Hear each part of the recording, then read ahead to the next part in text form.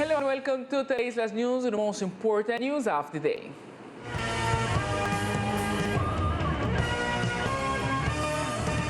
Today began in the Departmental Duma the accountability report of the departmental government with respect to the year 2020.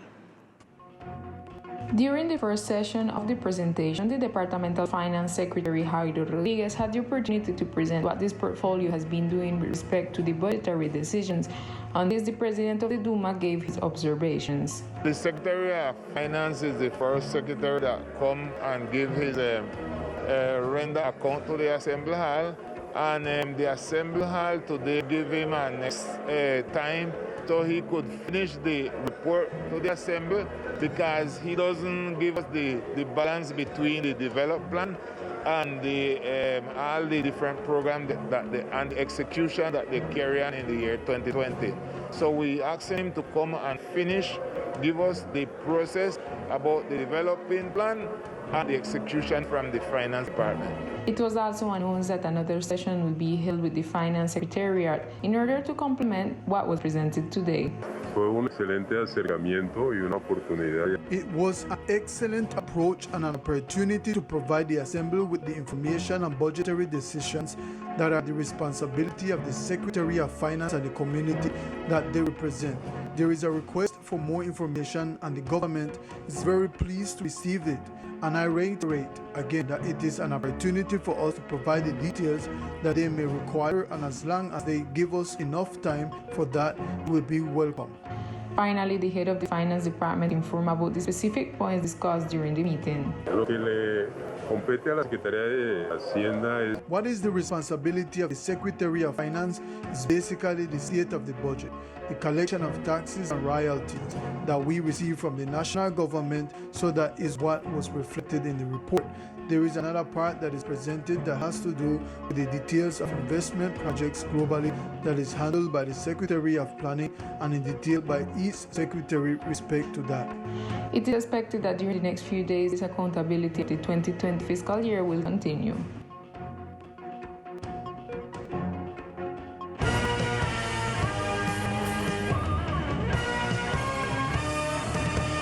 And continuing with information for those professionals interested in pursuing a master's or doctoral degree with all expenses paid, a conference at Fulbright was held this morning, which was given by several former grantees who shared their experiences with the applicants. Fulbright has contributed to the education of 57 Nobel laureates, 82 Pulitzer laureates, among others, as well as 33 presidents, including former President Juan Manuel Santos.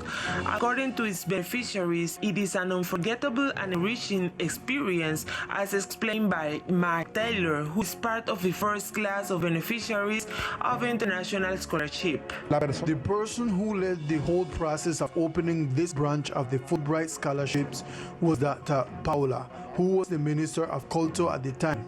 We all know that she is part of the Afro community, and she fought for there to be a scholarship for the ethnic communities, in this case indigenous, Afro-descendants, Palenqueros, and Raizals. On the other hand, the scholarship holder gave information about some of the requirements for acquiring this scholarship.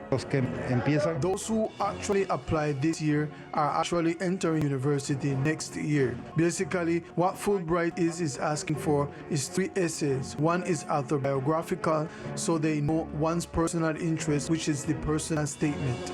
The statement of purpose is to relate your life story to your academic and professional projection. Then there are some academic requirements. They require minimum grade point averages, transcript, and you must have both academic and professional recommendations. It should be noted that the family card that may accompany the scholar being a beneficiary of a work visa may only be disposed on the children if they have them, which excludes the accompaniment of relatives with other types of consanguinity, such as parents, brothers, etc. And as part of the actions taken by government, a donation was made to the New Hope Penitentiary Center. The Penitentiary Center New Hope received a donation of food, among which was fish and corn, which were delivered by the Secretariat of Agriculture and Fisheries. The donation is part of material seized last week, where the National Navy managed to seize 2,598 kilograms of queen corn, which were inside a Colombian flag vessel. The director of the prison, Patricia Puello, indicated feeling grateful for the donation. Secretaría de Agricultura. The Secretary of Agriculture, on behalf of the governor, made a donation to the prison of San Andres Island of conch and fish that was seized for the consumption of persons deprived of their liberty. Puello indicated that this donation represents a great help for the inmates of the prison who have been several months without seeing their families. Teleislas News tried to communicate with the Secretary of Agriculture, Bridget Archbold, to know that other sectors of the population will receive the benefit from seized material that was delivered to its portfolio. At the time of this broadcast, there was no response to our calls. This journalistic house opens its microphones to the official. And now we continue with information from our sister islands of Full Providence and Santa Catalina.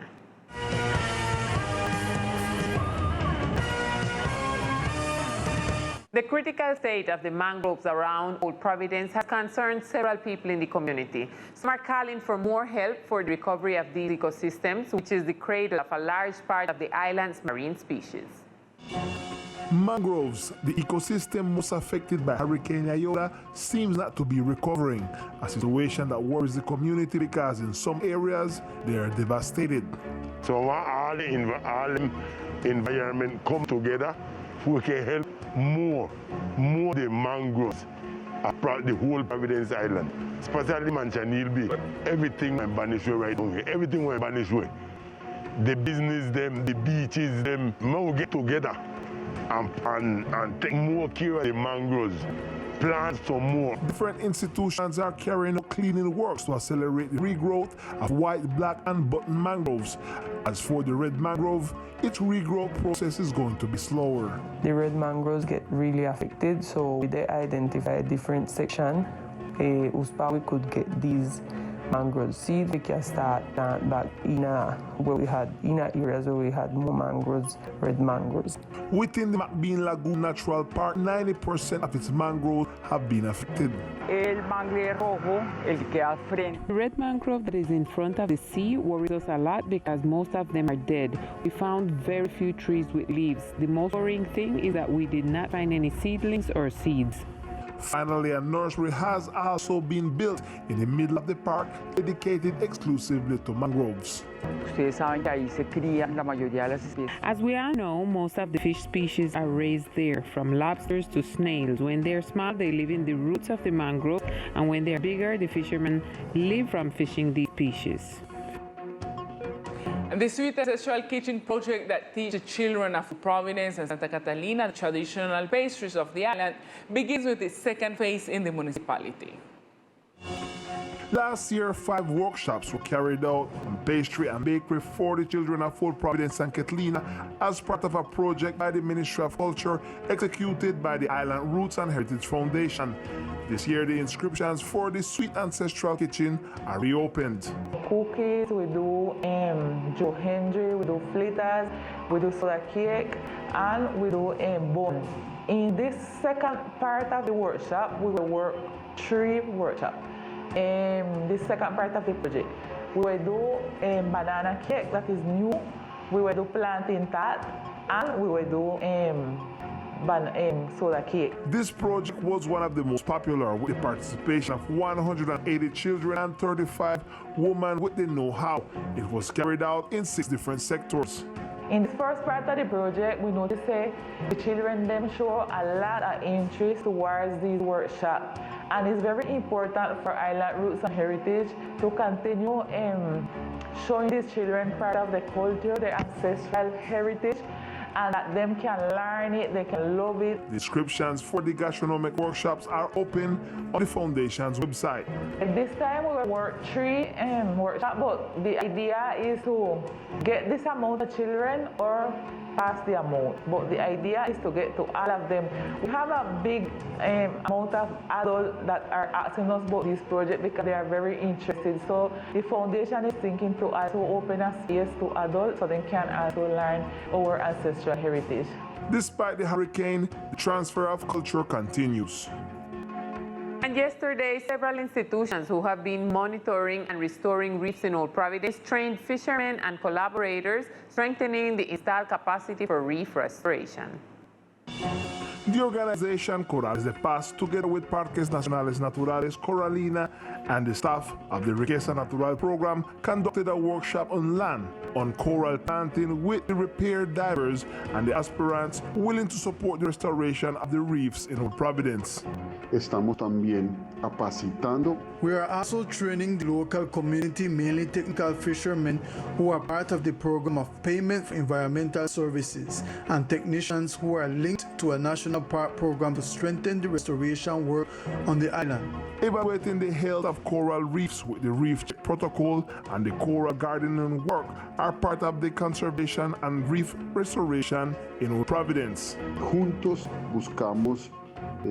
Together we seek to follow up on the health of the reefs, improve the installed capacity so that once we return to the interior, the staff that is already trained may be strengthened to carry out these tasks of monitoring the health of the reefs and coral gardening. The trainings for Providence Reef Repair 2021 collaborators will continue until the 26th of this month.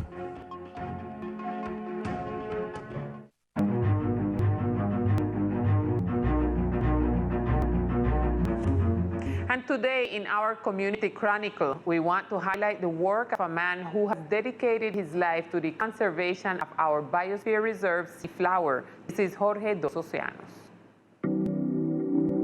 Jorge Sanchez, better known as Jorge dos Océanos, still remembers the planes that brought him to the island for the first time in 1961, described his first steps, and begins to narrate how his heart became coconut and how the seawater began to run through his veins. One observes this seahorse surrounded by such crystalline waters of a blue that makes you fall in love immediately. You are captivated, and over the years, it is no longer that one is captivated, one is already a trapped person. From being a sardine at school time, I became a sardine literally. I went into the sea with my classmates and did tricks like all the kids on the island. We rowed in a fiberglass canoe, or if there were any styrofoam, we would use them as well.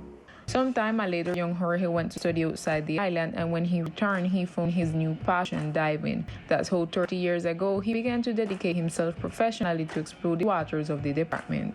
Later, I became a professional diving instructor, and from here to there is a long way in which I became a specialist in underwater photography and videography, as well as a marine resources administrator and others. He has more than 9 specialties in the field of diving. However, over the years, his focus has changed a little by little, and he has become an advocate for the Biosphere Reserve sea flower. Now his path is focused on conservation.